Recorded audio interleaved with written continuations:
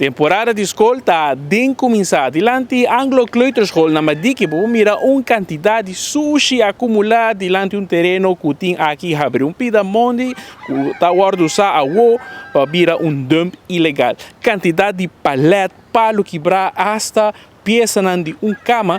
Turbenta foi aqui mirando o manejo de desperdício de ministro Ursula Arens, eu mira que o dump ilegal está lançando uma padstoel rond de nos islas. Sushi e mais sushi, onde que você tem terreno a abrir, onde que você mira área que tem descuido, tá dump ilegal, você vai vir tá mira e raia.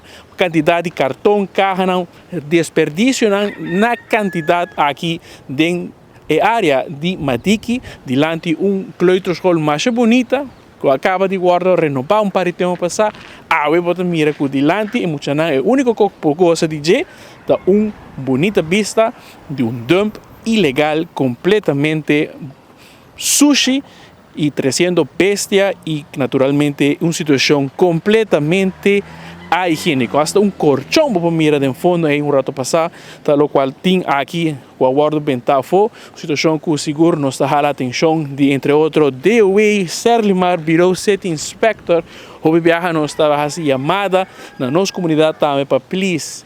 Se você mira algo assim aqui, raportar-me hora na Bureau City Inspector para assim aqui na curva de investigar e pôr mão na não que faz dano aqui na nossa natureza, mas também causa hora que os habitantes estão na mesa enfrentar situação desagradável dentro do bairro, uma situação segura, nada higiênico para o vecindário aqui de Madiki. A Marco Espinosa para 24horas.com, nos te promete notícia.